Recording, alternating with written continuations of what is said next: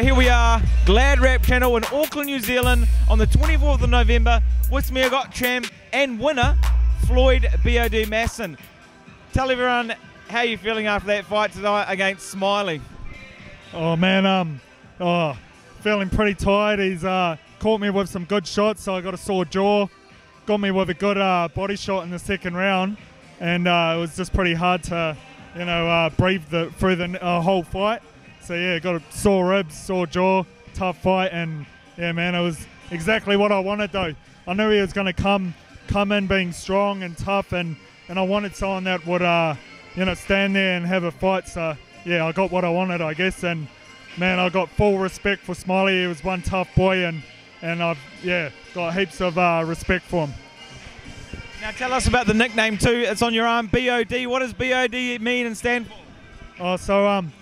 Bunch of us boys were going down to Golden Gloves, and then we said if we all won the Golden Gloves, we'll get we made a motto between us: box or die. And then if we all won Golden Gloves, we're gonna get BOD tattooed on us. And then we all got it on our lead hand stance, just so it's like, yeah, seen when you're boxing, I guess. But it's just, something between all of us Wally boys that we made up, just meaning that we love boxing pretty much. You look, we were here ringside commentating. We had Mike, the Lightning Ango, going crazy for your fight. When you first started fighting, I noticed your guard was so low. Is that the way you like to fight? Yeah, I always like to start out touching him with the jab, and then when I know my range, I feel comfy with my hands down and just moving around doing feints and surprise attacks sort of thing. But when I'm not comfy, and if I get caught with a shot or something, I like to bring my hands back up. But it's mainly when I find my rhythm, I know I'm comfy, and when I'm out of his range, I'm comfy with my hands down.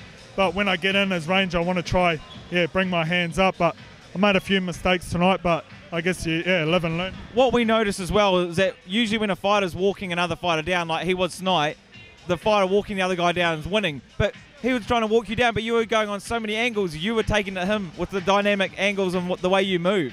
Yeah, I was with our coach Sean Nash. All we do is literally school boxing, and he's known for his footwork. So normally, to be honest, I didn't move how I normally do tonight. Like normally, I'll move a lot sharper, and I'll get in and out without staying there and getting hit.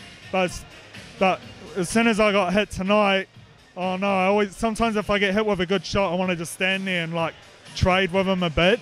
But man, what Sean teaches, it's all footwork, all skill work. It's literally moving on your back foot, changing angle, and making two attacks. So you moving around, land your shot, and then you change your angle and then land another shot. So second attacks and then third attacks, and everything comes off the lead hand.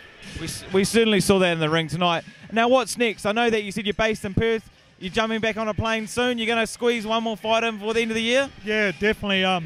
We're looking, I'm not too sure on an opponent yet, but we're looking at a fight on Dragonfire in Perth on December 14th, so in about 3 weeks. I heard there's a few names that have been thrown around. I'm not too, apparently maybe Nick Olympus was interested. He said he was here tonight and he was going to watch this fight and make a decision, I know he's got a bit of weight to lose, so just depending how his weight is and if he wants to fight, yeah. But any name, anyone they put up, I'll be keen to fight. Bit of a call out there to Nick the Greek. He's definitely a good boxer, very handy. I'd love to see that fight. Is there anyone else in New Zealand that you look to have on the radar, or is that it for now? Oh man, I know it's a bit early in my career, but I know later on down the track, sometime next year or later next year, whatever, it'll be a great fight. I reckon fighting David Light, because he got one. He got me. He got a win over me in the amateurs. So I like to get it back in the professional rounds. He is cruiser heavyweight. Is that what you fought at tonight? Yeah, cruiser, okay. I was so normally I sit at 97, and that's like training good, eating good, and then I dropped down to I was 90.5 tonight. So yeah, it just I'm happy, and I couldn't get fights in cruiserweight in Australia, so I was fighting at 95 kilos, and then and then pretty much this fight, it was a confirmed cruiserweight fight, so I made the weight. I asked you too earlier, or after your fight, you know, are you going to have a beer? And you said, no, that's not you. You're just 100% boxing. This is it for you, right? Yeah, it's oh man, a guy got, as soon as I started boxing, I was probably about 15, and the coach, he wasn't my coach, he just helped me out, and I was kind of getting in the stage of drinking, and if he found out, he would go psycho and he'll, you know, go off at us, and he would just make us feel bad. So he got me in a good habit of just not drinking. I would drink once a year, and then after that I just like decided, you know, what's the point? No use drinking. It's not going to help boxing. So yeah, I've been drinking for probably about 6 years now, and I just dedicate full time to boxing. Literally I lose finances for it. I train twice a day. I pretty much my wife, she's like the main income, paying our mortgage, and then I do a few like PTs and all that to, you know, help cover the mortgage as well. It's all going to be worth it when your career starts excelling the way it is, and you start getting those fights, the David Lights and more. I'd love to see that fight. Obviously, you guys fought back in the amateur days, and we'd love to see that in a pro fight. That'll be great. And it's not like, I know I got to I know I got to, like, you know, you got to prove yourself in the pros first. So it's silly, like, you know, calling out David Light now because he's had 10 fights. He's you know, proved himself, but you know, definitely next year if he's in a position where we could both fight, I would love to have that fight as well. So and it's like, you know, I want tough fights too. Like Smiley tonight, I don't want to fight someone that'll, you know, like be in there with you for 30 seconds and then all that training for what? Well, that's the thing.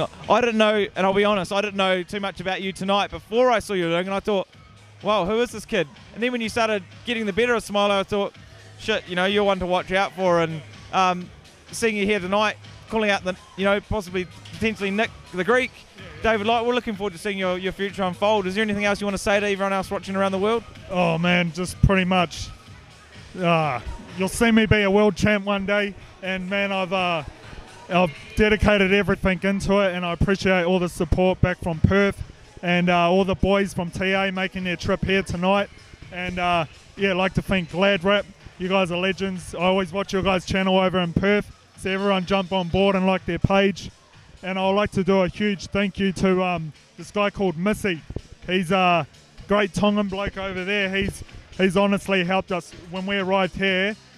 He saved us. He took us in, he's fed us, looked after us financially, and yeah, man, he's a legend. So take my hat off to him, and he's a top bloke. Yeah, thanks, bro. There you have it, guys. Watch out for this guy, Floyd Masson.